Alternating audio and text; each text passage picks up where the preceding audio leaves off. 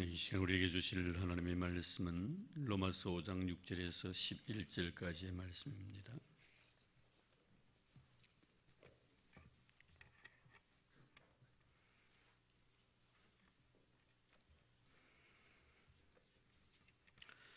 로마서 5장 6절에서 11절까지의 말씀.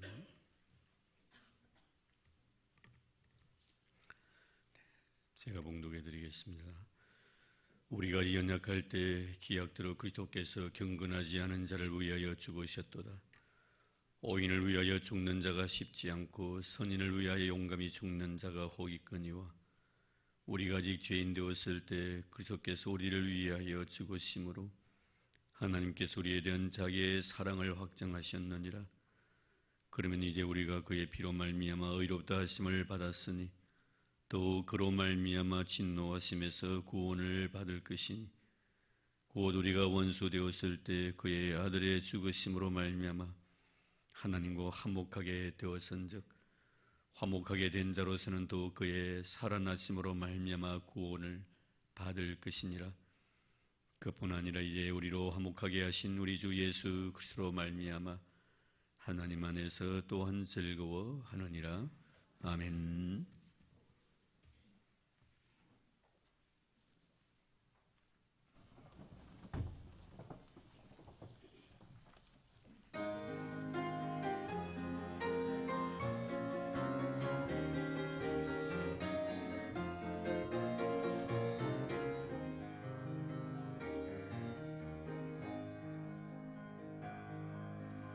길 위에 종려나무 가지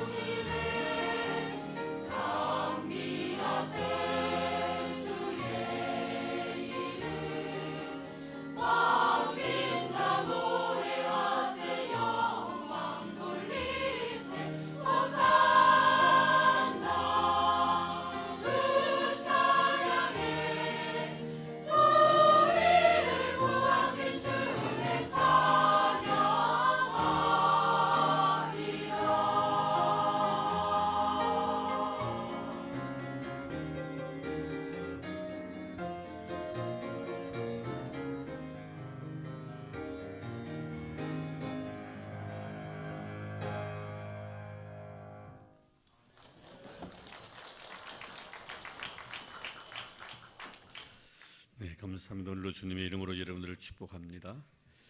오늘은 우리 주님께서 어린 나귀 새끼의 등을 타시고 예루살렘으로 입성하셨던 종려 주일이고 또 사순절 마지막 주일이기도 합니다. 또 오늘이 지나고 나면 내일부터 이번 주 토요일까지는 고난 주간이 시작됩니다. 종려 주일도 그러하고 사순절도 그러하고 고난 주간도 그러하고 어느 날이든지 예수 그리스도의 십자가를 생각하지 아니할 날은 아마 없을 것입니다. 그러나 특별히 이번 주 고난주간 내일부터 이번 주 토요일까지는 더더욱 주님의 십자가를 생각하는 그런 아름다운 은혜가 있기를 바랍니다. 그래서 오늘 말씀을 통해서 주님이 우리에 대한 십자가의 사랑, 이 사랑을 오늘 말씀을 통해서 말씀을 드리려고 합니다. 바울은 이 하나님이 우리에 대한 예수의 십자가의 사랑을 우리에 대한 하나님의 사랑의 확정이라고 이렇게 8절에 오늘 말씀하고 있습니다. 하나님 우리를 너무나 사랑하셔서 하나밖에 없었던 독생자 예수 그리스도를 십자가에 죽게까지 하셨다. 이렇게 예수 그리스도를 십자가에 죽게까지 하신 이 사랑은 어떤 의무적인 사랑이 아니라 바로 자발적인 견딜 수 없는 우리에 대한 사랑의 발로에서 이 사건이 이루어졌다라고 말씀하고 있습니다.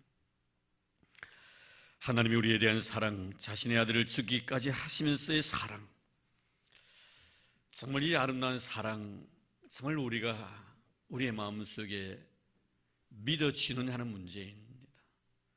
오늘 말씀해 보면 혹 선인을 위해서, 착한 사람을 위해서, 의인을 위해서, 의로운 사람을 위해서 대신 죽어주는 사람들은 이 세상에 혹 있지만 죄인을 위해서 스스로 죽어주는 사람이 이 세상에 있더냐? 그것도 하나님이신 예수님께서 우리를 위해서 십자가에서 친히 죽어주신 이 사랑, 자발적이고 견딜 수 없는, 사랑하지 아니하고는 정말 참을 수 없는 이런 거룩한 사랑 때문에 죽어주신 그 사랑, 그것을 바울은 오늘 우리에 대한 하나님의 사랑의 확정이다, 이렇게 말씀을 하고 있습니다. 그렇습니다. 여러분, 지금 우리에게 고민이 있다면 무슨 고민일까요? 죽음에 대한 고민이 있을 겁니다.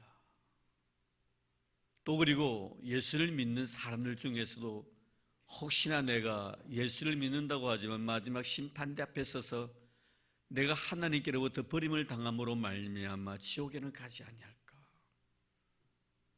이런 죽음과 지옥에 대한 문제는 믿는 우리 성도들뿐만이 아니고 믿지 않는 사람들 세계 속에서도 이것이 고민이 됩니다. 지옥이 없다고 생각하는 사람들 가운데서 혹시나 지옥이 있으면 어떡하나라는 그런 생각, 내가 이 세상에 살다가 죽는 것으로서 내 인생의 모든 삶이 다 끝이 나고 소멸되면 별 문제이겠지만 이것이 우리 인생의 삶의 끝이고 소멸이 아니더라는 것. 성경은 분명히 우리에게 죽고 난 뒤에 다음 세계에 대한 우리에게 아름다운 소망에 대한 말씀들이 많이 기록되어져 있습니다. 그래서 죽음과 지옥에 대한 문제는 우리 믿는 자들이나 믿지 않는 자들에게 큰 고민거리 중에 하나인 것입니다. 그럼 지옥이나 죽음에 대한 문제는 결국 무엇과 관련이 되어 있는 하는 문제예요. 이 지옥과 죽음에 대한 문제는 바로 우리 인간이 지은 죄와 관련이 있다는, 죄 때문에 죽는 것이고 죄 때문에 지옥 가는 것이다. 결국 그러므로 지옥과 죄의 문제는, 죽음에 대한 문제는 우리의 죄의 문제이더라 하는 것을 우리가 깨닫게 됩니다. 세계적인 설교자이면서 또 신학자이기도 하고 또 굉장한 책들을 많이 저술한 영국의 존 스토터 목사님이 계십니다. 이 목사님의 전 책, 십자가라는 책이 있습니다. 굉장히 두터운데요. 그 십자가라는 책에 보면은 이 목사님은 십자가의 핵심에 대해서 세 가지로 말씀합니다.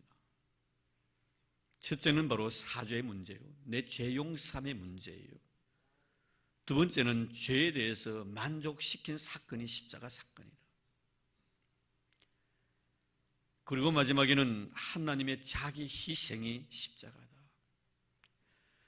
결국 사죄 문제나 죄에 대해 만족시킨 문제나 하나님의 자기 희생, 이런 모든 십자가의 희생은 결국 인간의 죄와 연관이 있다는 것을 깨닫게 됩니다.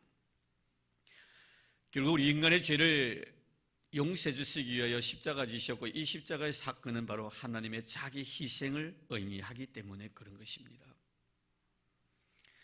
자, 그러면 우리는 예수의 십자가의 사랑, 하나님의 이 십자가의 사랑을 우리가 오늘 본문 말씀을 통해서 하나하나 좀 알아가려고 합니다. 예수의 십자가의 사랑, 우리를 향한 그 사랑은 어떠한 사랑이었는가? 무엇을 사랑하기 위해서 십자가를 지셨는가? 나의 무엇을 위해서?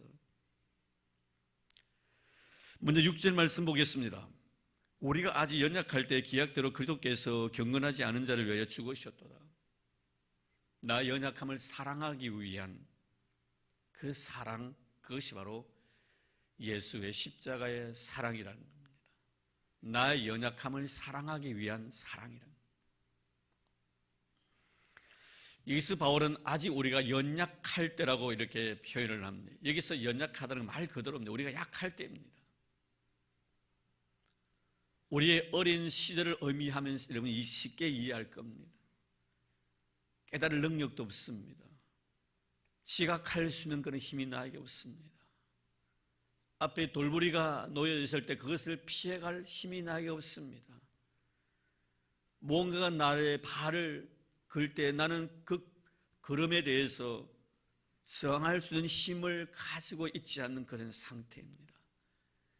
세상이 나를 향하여 유혹의 손길을 내밀 때 거부할 만큼의 힘이 없는 그러한 상태를 말하는 것입니다. 그래서 쉽게 넘어지지요. 이런 상태를 바울은 그 다음 말씀해 보니까 경건하지 아니한 자로 표현을 합니다. 경건이 무엇인가를 모를 때입니다. 사랑이 무엇인가를 알지 못할 때입니다. 은혜가 무엇인가를 깨닫지 못했을 때입니다. 감사가 무엇인지 알지 못한 그 상태에 있을 때 하나님은 나를 사랑해 주셨다. 그 사랑의 징표가 바로 십자가라는 거예요. 여러분, 제가 여러분들에게 한 가지 물어보겠습니다. 여러분이 하나님의 사랑을 언제 받았다고 생각하십니까? 혹자는 그렇게 생각하겠지요. 내가 세례를 받는 그 순간이라고. 어떤 사람은 지금 교회에 나와서 신앙생활을 하고 있으면서 좀 더 나아지면 나는 분명히 하나님의 사랑을 받을 것이라고 이렇게 생각하는 사람도 있을 것입니다. 정말 그렇습니까, 여러분? 내가 세례를 받는 그 순간, 세례를 받고 난 이후에 하나님이 나를 사랑하셨습니까? 내가 좀 더 신앙생활을 하고 난 뒤에 그때서야 하나님께서 나의 신앙의 정도를 바라보시고 하나님께 나를 사랑해 주실 것 같습니까?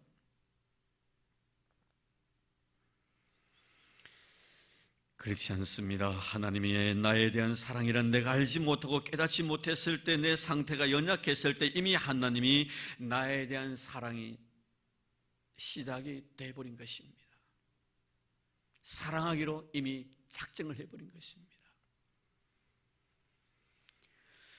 우리가 자녀를 키우면서 그런 생각을 가지잖아요. 우리는 자녀가 이 세상에서 세상의 빛을 보기 이전에 이미 엄마의 복중에 있을 때 자녀에 대한 사랑은 이미 시작된 겁니다. 아니, 그 이전부터 자녀에 대한 사랑은 이미 시작되었습니다. 그러나 그 자녀들이 부모가 그들을 사랑하는 그 사랑의 의미를 깨닫기까지는 많은 시간이 걸릴 것입니다. 사랑을 했지만 사랑을 깨닫는 시간은 더 뒤에 일어난 사건이라는 것. 내가 지금 하나님의 귀한 사랑을 깨달았다는 것은 사랑의 시작이 아니라 이미 사랑은 시작되었고 그 사랑의 의미를 이제서야 내가 알게 되었다는 것입니다. 어찌 보면은 어떤 분들이 제가 그렇게 권면하지요. 이제 세례받을 때가 안 됐습니까? 참 예수님 오래 믿으셨는데요. 이렇게 보면 그렇게 말하죠. 글쎄요. 좀 더 믿어보고 내가 나아지고 난 뒤에 그때 결정하겠습니다. 글쎄요, 지금 이후에 얼마 정도 지나야만이 자기가 나아질는지 저도 궁금합니다. 지금보다 더 나아질 수 있을는지. 어떻게 여러분 살아보니까, 신앙생활 해보니까 과거보다 지금 많이 나아졌습니까? 그대로입니까? 좀 못합니까? 아무도 장담 못할 거예요. 내가 과거보다 나아졌다라고 말할 만큼의 어떤 여유가 내 마음에 남아있는 사람은 그렇게 흔치 않을 겁니다. 왠지 세월이 지날수록, 시간이 지날수록 더 못 나아져가는 내 자신의 모습을 가끔 발견합니다. 또 한편으로 생각하면 그런 마음이 얼마나 교만한 마음인가 하는 그런 생각도 가져보곤 합니다. 내가 어느 수준에 도달해야만이 하나님의 사랑을 받을 자격이 있다고 생각합니까?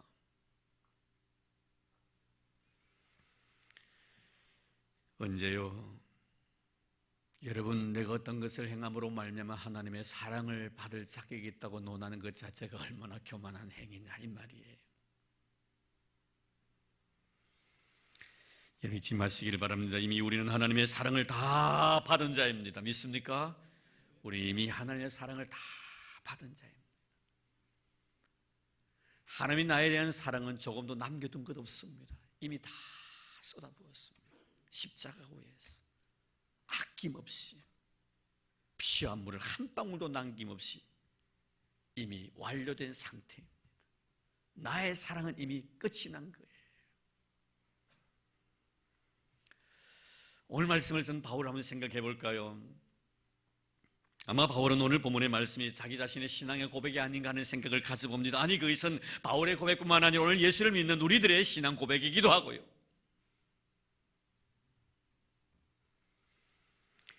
바울은 다메섹 도상에서 주님의 부르심을 받게 됩니다. 그렇다면 여러분, 바울이 그때 하나님의 사랑을 받았습니까? 그는 자신이 세상에 태어나기 전부터 어머니 모태로부터 이미 하나님께 작정을 받았고 하나님의 사랑을 받은 자라고 그는 분명히 그의 서신을 통하여 밝히고 있습니다. 그렇습니다. 스데반과의 관계에서도 설명해 보겠습니다. 스데반을 죽이는 데 앞장섰던 그를 하나님이 노하셔서 그 자리에서 그에게 징벌을 내리셨다면 이미 그는 끝장난 것입니다. 아니, 다메섹 도상에서 심판의 불이 떨어졌다면 그는 분명히 하나님께로부터 버림을 당한 자가 되어버리고 말았을 것입니다. 그런데 스데반을 죽일 때도 주님은 그를 버리지 아니하십니다. 스데반 집사님을 순교의 제물로 삼으시면서까지 그를 사랑하신 주님의 모습을 보게 됩니다. 그 사랑은 남겨둔 사랑이 아니라 완벽한 사랑입니다.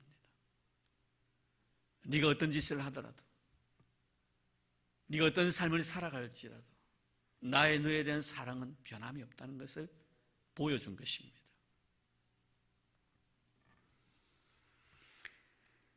그리고 다메섹 도상에서는 친히 주님이 나타나셔서 바울에 대한 하나님의 사랑을 직접 말씀하시기도 하셨습니다.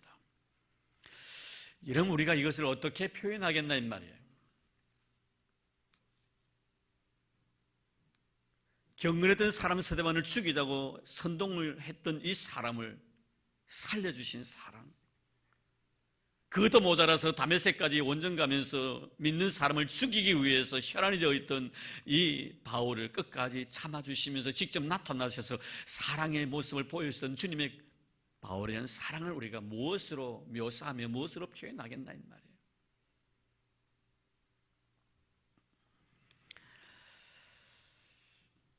이 자리에 계신 사는 성도분 여러분들, 그리고 또 내 자신에게도 이 귀한 진리의 말씀은 적용될 것입니다.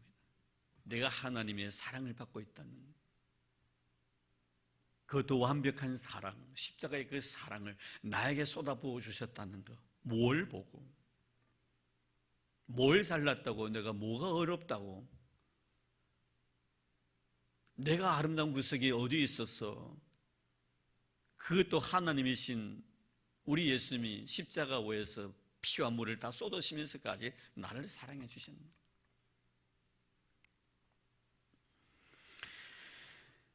다시 말씀드리지만 내가 하나님의 사랑을 얼마나 깨닫고 그 사랑에 대해서 얼마나 보답했느냐에 따라서 하나님의 사랑의 깊이와 높이와 길이와 너비가 결정되는 것은 결코 아닙니다. 내가 하나님의 거룩한 은혜에 대해서 보답하지 아니한다 할지라도 하나님의 우리에 대한 사랑은 이미 결정되었다는 것을 여러분 꼭 기억하시기를 바랍니다.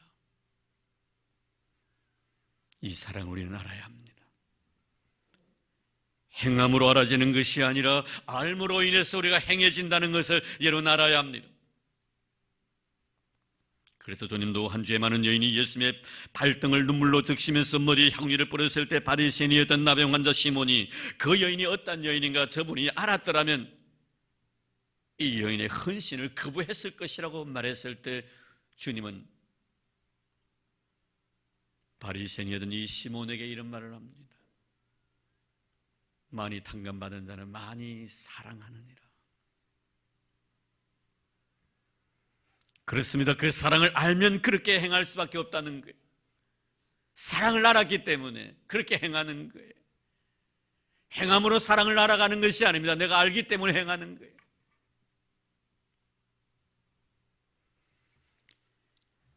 우리는 이 시간 주님의 십자가 앞에 서 있습니다. 주님은 오늘도 우리에게 말씀을 통하여 말씀하십니다. 하나님의 나에 대한 십자가의 사랑은 이미 내가 연약했을 때, 사랑을 깨닫지 못했고 알지도 못했을 때, 은혜가 무엇인지 알지 못했을 때, 십자가의 은혜를 내가 알지 못했을 때 이미 주님은 나를 십자가의 사랑으로 사랑하셨다라고 바울은 말씀합니다. 사랑하는 성도 여러분, 내가 사랑을 알지 못했을 때 그분이 나를 사랑하셨음을 믿습니까? 내가 그분의 은혜를 갖다가 내가 알지 못했을 때 이미 그분은 나에 대한 은혜를 베푸셨다는 것을 믿습니까? 아멘입니까? 그렇습니다. 십자가의 사랑은 내가 알지 못했을 때부터 이미 시작된 사랑입니다. 깨닫지 못했을 때부터 이미 시작된 사랑이라는 것을 오늘 말씀을 통해 우리에게 계시하고 있습니다. 그리고 8절 말씀 보겠습니다. 우리가 아직 죄인 되었을 때 그리스도께서 우리를 위하여 죽으심으로 하나님께서 우리에 대한 자기의 사랑을 확증하셨느니라. 여기서 죄인 되었을 때라는 것은 생활적인 의미가 아니라 내 자신의 신분을 의미합니다. 죄인의 신분이었을 때입니다. 내가 의롭지 못하고 죄인의 신분을 가지고 있을 때 말합니다. 이때 이미 주님은 나를 사랑하셨고 이때 이미 하나님은 우리에 대한 자신의 사랑을 확증하기 위해서 예수를 십자가 위에서 피를 흘리면서 죽기까지 하셨습니다. 바울은 지금 우리가 죄인 되었을 때 그리스도께서 우리를 위해서 십자가에 죽으심으로 하나님께 우리에 대한 자기의 사랑을 확증하셨다고 고백한 이 내용은 우리는 하나님 앞에서 죄인이었기 때문에 사랑받을 만한 자격이 없었다는 것. 사랑받을 만한 자격이 없는 나를 사랑해 주셨다는 의미가 바로 이 십자가의 사건입니다. 그렇습니다. 죄인의 심으로 어떻게 거룩하신 하나님의 사랑을 받을 자격이 있습니까? 사랑받을 자격이 없음에도 불구하고 내가 사랑을 받고 있다는 것을 아는 것, 이 자가 바로 크리스찬입니다. 크리스찬은 누굽니까? 은혜 입을 만한 의로움이 나에게 없음에도 불구하고 하나님께 나에게 은혜 주셨다는 사실에 감격하는 인생을 사는 자, 그가 바로 예수를 믿는 믿음의 사람이다 이 말이에요.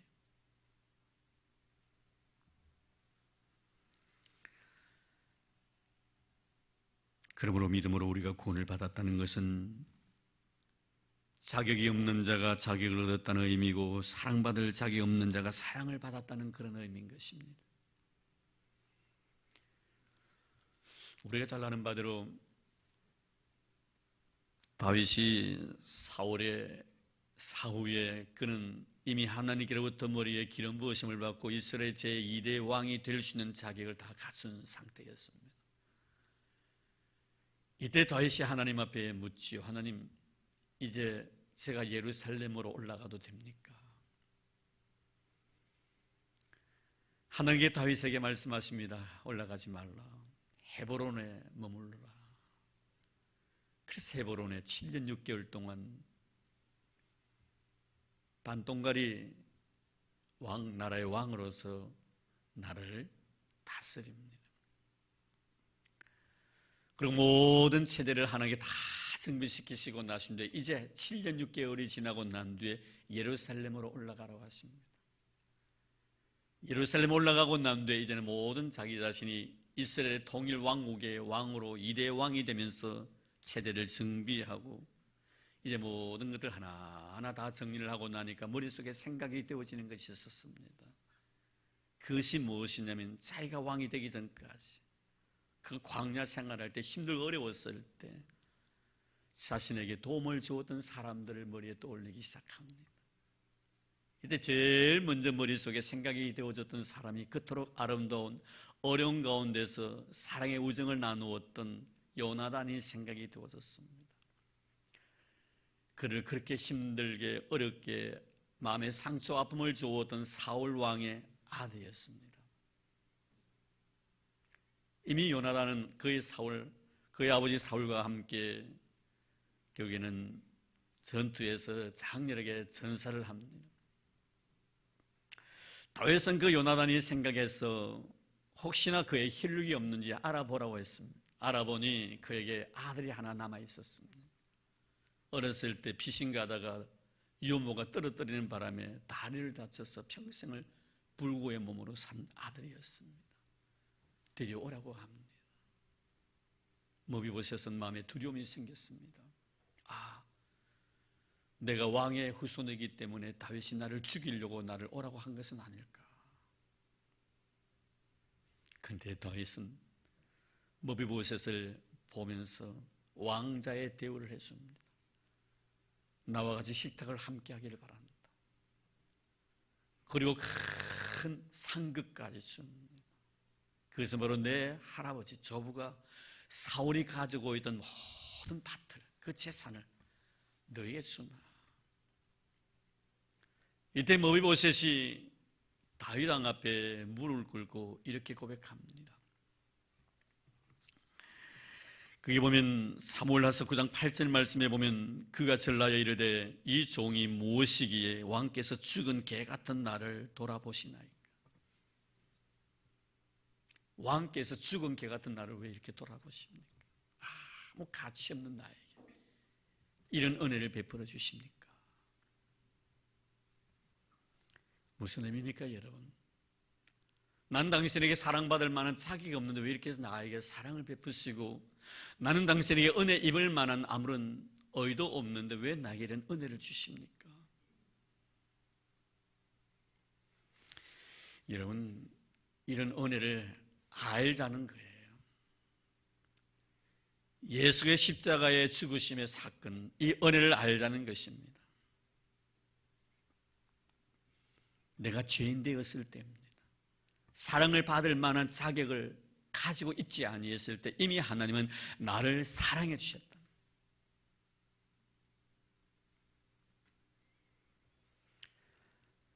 은혜 받을 자격이 있어서 은혜를 받았고 사랑받을 자격이 있어서 사랑받은 것이 아니라는 것을 우리 알자는 것입니다.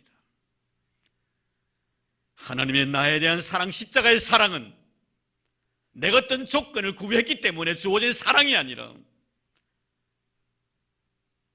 아무런 자격도 아무런 조건도 갖고 있지 않는 상태에 있던 나를 사랑해 주신 사건이 바로 십자가의 사건이라는. 여러분 가만히 보십시오. 집을 나가던 상자 말입니다. 그 아버지 집에 돌아왔을 때 뭐 이러쿵저러 그 말을 많이 하지 않습니까? 내가 하늘과 아버지께 죄를 범했다고 이제는 내가 아버지의 품꾼의 하나로 쓰임을 받기를 원한다고 말을 합니다. 종이 되겠다는. 지금 여러분 탕자가 아버지 앞에서 자격을 논하고 있습니다. 나는 아들의 자격을 상실했다. 이제 종으로 살고 싶겠다. 아버지의 사랑을 몰라서 그런 거예요. 사랑 앞에 자격을 논할 필요가 없습니다. 내가 이래가지고 하나님의 사랑을 받을 수 있겠나? 여러분 자격을 논하지 마십시오. 내가 아무리 허물이 많고 내가 아무리 부족하고 내가 아무리 죄인된 삶을 살아가도 내가 아버지 집을 떠나서 먼 곳에 요리방황하며 죄악에 뒤범벅이 돼서 그렇게 살아간다 할지라도 여전히 아버지의 나에 대한 사랑은 변함이 없다는 것을 잊지 마시기 바랍니다.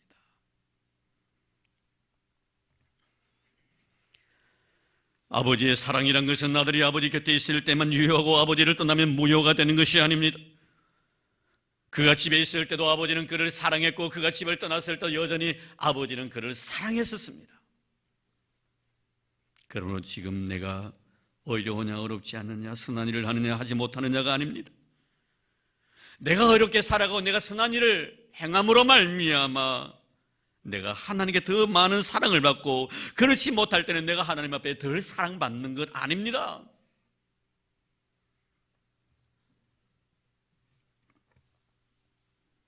물론 우리가 크리스찬으로서 하나님 앞에서 어렵게 살아가야 하지만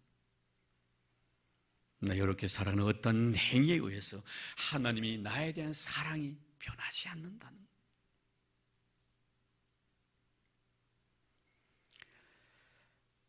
죄가 많은 곳에 은혜가 더 넘친다는 말씀의 의미를 우리는 다시 한번 되새겨보아야 할 것입니다. 의를 행하면서 그렇게 살아갈 수 있는 은혜를 주신 하나님의 사랑에 감격해서 인생을 살아간다면 이거보다 더 큰 놀란 은혜가 어디 있겠습니까만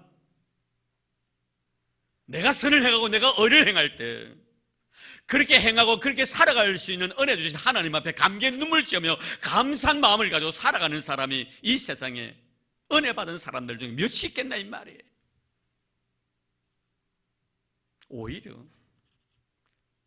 어렵게 살려고 몸부림쳐봤고 선하게 살려고 노력해보았지만 그렇게 살아가지 못해서 내 죄인됨으로 인하여 늘 하나님 마음에 아픔과 상처를 주었고 주님의 마음을 슬프게 했던 내 자신의 인생의 삶임에도 불구하고 그분이 나에 대한 사랑이 변함이 없었을 때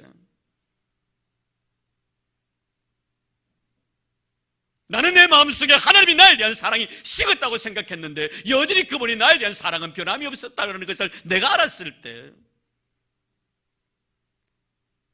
그곳의 감격이 더 크지 않더냐 이 말이에요. 더 감사함이 더 놀랍지 않더냐 이 말입니다.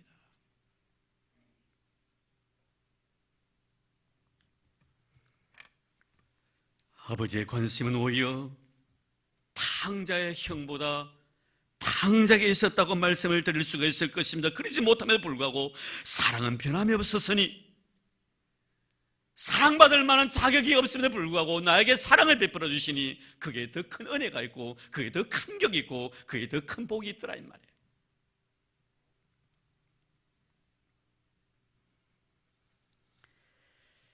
많이 당감받은 자 사랑을 더 깊이 헤아립니다. 어떻습니까 여러분? 여러분 여전히 탕자의 형에게 머물러 있으렵니까? 아니면 탕자의 삶 속에서 하나님의 뜨거운 사랑을 느끼시렵니까?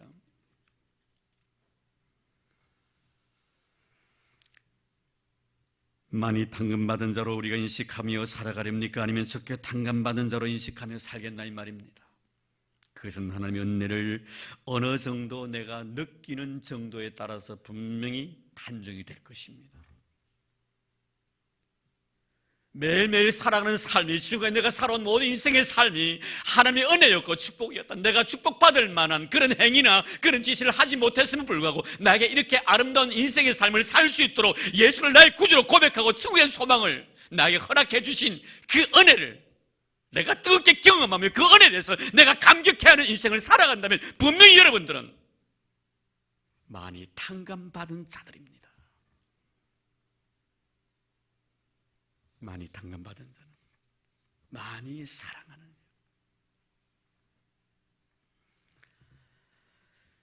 꼭 기억하시길 바랍니다. 우리는 어제도 죄인이었습니다. 오늘도 여전히 우리는 죄인입니다. 그리고 내일도 죄인의 모습으로 살아갈 것입니다. 그러나 이러함에도 불구하고 하나님이 나에 대한 사랑은 변함이 없다는 것 잊지 마시길 바랍니다. 십자가의 사랑은 죄인된 나를 사랑해 주신 사랑입니다. 아멘입니까? 이제 마지막 10절 보겠습니다. 곧 우리가 원수 되었을 때 그의 아들의 죽으심으로 말미암아 하나님과 화목하게 되었은즉. 우리가 원수 되었을 때입니다. 하나님의 십자가의 사랑은 우리와 하나님 사이의 원수가 되었을 때부터 사랑하셨다고 말씀합니다. 여기서 원수라는 것은 등을 돌린 상태입니다. 생각하는 것이 늘 정반대입니다. 말하는 것도 그러하고 행동하는 것도 그러합니다. 하나님이 원하시는 대로 말하지 않습니다. 하나님이 원하시는 대로 살아가지 않습니다. 하나님이 원하시는 생각을 하지 않습니다. 항상 육신적인 생각이에요. 내 중심적인 생각이에요. 이런 신앙을 우리는 청개구리 신앙이라고 하죠. 여러분, 청개구리에 대한 이야기 잘 아시지 않습니까? 청개구리가 비가 오면 우는 이유를 여러분 잘 아실 것입니다. 항상 어머니의 의사와 반대로 행동합니다. 사람이 일어나라면 잡니다. 공부하라면 놉니다. 놀라 하면은 그래도 공부하면 다행이겠는데 더 놉니다. 가라 하면 오고 오라면 갑니다. 결국 자식 때문에 이 엄마가 화병에 걸립니다. 죽을 기약에 가까워갑니다. 아들 청개구리를 부릅니다. 평생 한 번도 어머니의 말에 순종한 적이 없어. 내심 어머니의 마음속에 이놈이 죽고 난 뒤에 분명히 그럴 거다. 그래서 자기가 죽으면 양지 바른 곳에 묻어주기를 바라는 마음으로 냇가에 묻어달라고 합니다. 그랬더니 이 청개구리, 그러고 난 뒤에 어머니가 목숨을 거두었는데 이 청개구리 생각할 때 마지막이라도 내가 어머니의 말씀을 들어야 되겠다 싶어가지고 그 어머니의 시체를 냇가에 묻습니다. 비만 오면은 어머니 떠내려간다고 겨우 운다고 합디다. 누가 지어낸 이야기인지. 평생 죽고 난 뒤에도 어머니의 말씀에 순종 한 번 하지 못한 청개구리. 이게 바로 여러분 엄마와 자식 간의 관계가 왼수지가 아니에요. 그런데 여러분 오늘 말씀 보십시오. 내가 하나님께 등을 돌린 상태에 하나님이 원하시는 일을 한 번도 해보지 못했고 하나님의 의도대로 순종하지 못했고 내가 하고 싶은 대로 내 멋대로 내 육신의 정욕대로 살아왔음에도 불구하고 이런 원수된 나를 주님 십자가 위에서 사랑해 주셨다고 말씀하고 있습니다. 지금 바울이 말씀을 합니다. 그의 생을 반영하는 뜻합니다. 바울 참 하나님의 입장에서 보면 지독한 사람입니다. 악랄한 사람입니다. 인정사정도 없는 사람입니다. 경건했던 스데반 집사를 죽입니다. 죽이고 난 뒤에 마지막 경건한 사람의 죽음의 순간을 그는 분명히 목격했을 터인데도 불구하고 양심의 가책을 조금도 느끼지 않습니다. 오히려 그는 밤의 새까지 원정까지 갑니다. 당연히 죽어야 될 사람이 죽었다고 생각했었습니다. 이때 하늘에서 음성이 들려옵니다. 사울아 사울아 내가 어찌하여 나를 비방하느냐. 지금 바울은 하나님이 원하지 않는 길을 걸어가고 있습니다. 그럼에도 불구하고 하나님은 그에게 나타나셔서 자신의 사랑을 확정해 주시는 거예요. 내가 여전히 너를 사랑하고 있다.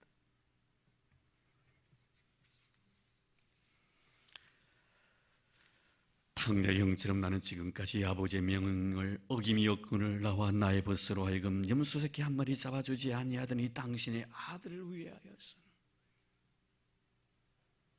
참으로 시금방집니다. 감히 하나님의 은혜 속에 살아가는 자가 이렇게 말할 수가 있습니까, 여러분? 아버지 은혜를 입고 살아가는 아들 이렇게 말할 수가 있습니까, 여러분? 자기가 행한 행위에 대해서 정당한 대가를 나에게 지불하라고 말을 합니다.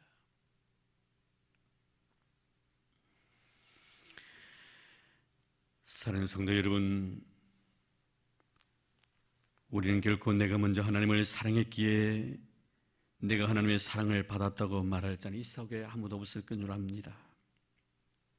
내가 어떤 일을 했기 때문에 당연히 나는 사랑받을 자격이 있다고 말을 해서도 안 됩니다. 잊지 마시기 바랍니다. 내가 하나님께 사랑받았을 때는 내가 하나님이 원하지 않는 길을 가고 있을 때 이미 하나님이 나를 사랑해 주셨다고 말씀합니다. 그 사랑은 지금도 변함이 없습니다. 절대로 여러분을 하나님은 포기하지 아니하실 것입니다. 내가 아무리 하나님께 원수된 삶을 살아간다 할지라도 나를 선택해 주신 하나님, 십자가 위에서 내가 원수되었을 때 나를 위해서 죽어주신 하나님의 그 아름다운 사랑은 변함이 없다는 것을 우리는 잊지 마시기를 바랍니다. 만약에 우리가 내 생각대로, 내 의지대로, 내 마음대로, 내가 하고 싶은 대로 한다 할지라도 언제나 하나님께서 이런 다리를 분질러서라도 하나님 앞으로 돌아오게 해주실 것입니다.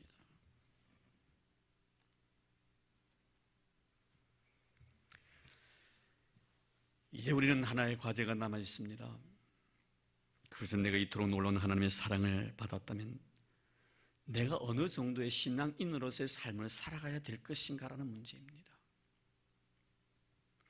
내가 어느 정도의 신앙인으로 살아가야만이 하나님께 십자가에서 나에 대한 그 사랑에 대해서 내가 보답할 수 있는가 하는 문제입니다. 바울은 이런 의미에서 자기 자신을 만삭되지 못한 자라는 그런 표현을 한 적이 있습니다. 만삭되지 못했다는 건 뭘 말합니까? 모자란 존재라는 거예요. 더 단도직입적으로 말씀을 드릴까요? 병신 같은 존재라 이 말이에요. 병신이라 이 말이에요. 무슨 뜻입니까, 여러분? 연약했던 나를, 죄인되었던 나를, 원수되었던 나를 그분이 사랑을 해주셨음에 불구하고 그 사랑에 대해서 내가 보답할 것을 알지 못하는 나 자신이라는, 이는 얼마나 소중한 신앙의 고백입니까? 무엇을 가지고 우리가 하나님 은혜에 내가 보답하겠나 이 말이에요. 그러면 주님께서 내가 연약했을 때, 내가 죄인 되었을 때, 내가 원수 되었을 때 십자가의 사랑으로 하나님이 나에 대한 사랑을 확정하셨다면 하나님은 한 번도 나에게 내가 너희들에게 이런 사랑을 베풀었으니 너희들도 이렇게 살아가라고 나에게 사랑을 요구한 적이 없습니다. 하나님이 나에 대한 요구가 뭡니까? 그것을 알아달라는 것, 그것만 믿어달라는 것, 내가 너희들에게 어떤 것을 요구하지 않겠다는 겁니다. 그 사실만은 믿어달라는 겁니다. 힘들지 않지 않습니까, 여러분? 돈을 바치러 갑니까? 여러분 몸뚱아리를 바치러 갑니까? 그 사실 하나만 믿어달라는 거예요. 왜 이것이 이토록 중요합니까? 이 믿음이 있어야만. 오늘 말씀 뭐라 했습니까? 화목하게 된 자. 하나님과 내가 화목되기 때문에. 하나님의 거룩한 사랑 앞에 내하신 어떤 의의를 가지고 여러분 그 앞에 다가서려고 하지 마시기 바랍니다. 내 어떤 행위를 통해서 하나님의 거룩한 사랑에 대해서 내가 보답하겠다고 말하지 마시길 바랍니다. 어떤 것을 통해서라도 우리는 하나님의 은혜와 사랑을 보답할 길이 없습니다. 그저 그 사랑을 믿어만 달라는 것입니다. 할렐루야. 이 믿음을 가져달라는 거예요. 이 사랑을 알고 이 믿음을 알고 이 진리를 깨닫는 자는 왜 그다지도 귀하고 소중한 것 고가 향유를 갖다가 허비하느냐고 했지만, 사랑의 의미를 알고 사랑의 깊이를 알고 사랑의 넓이를 아는 자는 그렇게 살아갈 수밖에 없다는 것을 깨닫게 됩니다. 그래서 여러분, 저는 가끔 여러분들에게 그렇게 강조합니다. 크리스찬이라는 존재는 어떤 일을 행함으로 크리스찬이 되어가는 것이 아니라 내가 크리스찬이기 때문에 그렇게 살아가는 거예요. 오늘도 주님은 십자가의 사랑을 통해서 우리에게 이것을 요구합니다. 이 사랑을 믿어달라는 거예요. 너의 연약함을 위해서, 너의 죄인됨을 위하여, 너의 원수됨을 위하여 하나님께 친히 십자가 위에서 못 박혀 달려 돌아가셨다는 이 사실, 이거 하나만 믿어달라는 거예요. 믿는 여러분 되기를 주 여러분 축복합니다. 그런 자에게 은혜가 있을 줄로 믿습니다. 오늘로 여러분 내일부터 이어질 아름다운 고난주간을 통해서 이 십자가 은혜를 내가 믿는다면, 내가 안다면 많이 탕감받은 자는 많이 사랑합니다. 주님을 사랑할 수밖에 없을 것입니다. 오늘 이 귀한 시간 다시 한번 하나님의 나에 대한 사랑이 혹시나 의심갈 때가 있을 것입니다. 정말 하나님의 나를 사랑하실까? 그럴 때마다 그분이 나에 대한 사랑은 내가 연약했을 때 사랑해 주었던 사랑이에요. 내가 죄인 되었을 때 사랑해 주었던 그 사랑입니다. 내가 원수 되었을 때 사랑해 주었던 그 사랑입니다. 내가 역했고 내가 연약했고 내가 죄인 되었고 내가 원수 되었을 때 하나님 나를 사랑해 주셨다면 그 사랑 어디 가겠습니까, 여러분? 그 사랑 어디 가겠나 이 말. 하나님의 사랑을 의심하지 마십시오. 천국 가는 그날까지 하나님의 나에 대한 사랑은 유효합니다. 아멘입니까? 아멘입니까? 믿음으로 말미암아 구원받는 여러분 되기를 주의 이름으로 축복합니다. 하나님 감사합니다. 십자가 아름다운 사랑 앞에 우리를 세워주셔서 고맙습니다. 주님이 나에 대한 사랑은 내가 연약했을 때 사랑했던 사랑이었습니다. 내가 죄인 되었을 때, 내가 원수 되었을 때 사랑해 주었던 그 사랑이었습니다. 주님의 거룩한 십자가, 이 사랑, 오늘도 주님 말씀하십니다. 이 사랑을 믿어달라고. 주여 믿는 자가 복되다고 하신 말씀처럼 이 시간 우리 모두가 이 십자가의 사랑을 믿어 복받는 하나님의 거룩한 백성 되게 하옵소서. 이 헌금을 위하여 기도드립니다. 하나님 귀한 예물 주님 앞에 드리옵니다. 바칠 수 있는 주셔서 고맙습니다. 10의 1조를 드립니다. 감사 예물을 하나님 앞에 드리옵니다. 성교 예물도 드립니다. 미랄의 헌금도 드립니다. 건축 헌금도 드립니다. 독거 노인을 위해서 귀하고 소중한 아름다운 예물까지 드리옵니다.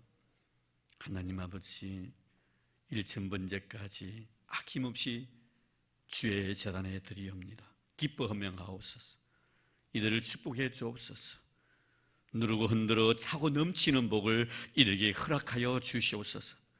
들어가도 나가도 복을 받는 이들 되게 하옵소서.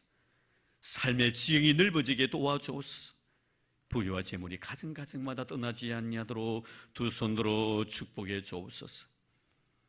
꽃으로 수놓았습니다. 사랑하는 아들을 생각하며 군대에서 훈련받고 있는 내 사랑하는 아들을 생각하며 귀한 마음 주님 앞에 드리오니 우리 하나님 이 귀하고 소중한 드림을 기뻐 헌명하여 주옵소서. 우리의 성령의 앞날을 축복하옵소서. 얼음에 얻게 도와주옵소서. 다니엘을 사드락과 메삭과 아벳느고를 위험 가운데 지켜주셨던 하나님, 우리 사는 성령이 머리털 하나 상하지 아니하도록 하나님 돌봐주실 줄로 믿습니다. 가정 위에도 복 내려 주시옵시고 자녀들로 인하여 그 가정이 행복해지게 하여 주옵소서. 부르는 아름다운 믿음의 씨앗 거룩한 열매 맺게 도와주시고 날마다 삶 속에 그리스도의 향기가 넘쳐나게 하옵소서. 모든 자들을 복되게 만들 수 있는 복의 통로로 쓰임받을 수 있도록 축복해 주옵소서. 고맙습니다. 주님 감사합니다.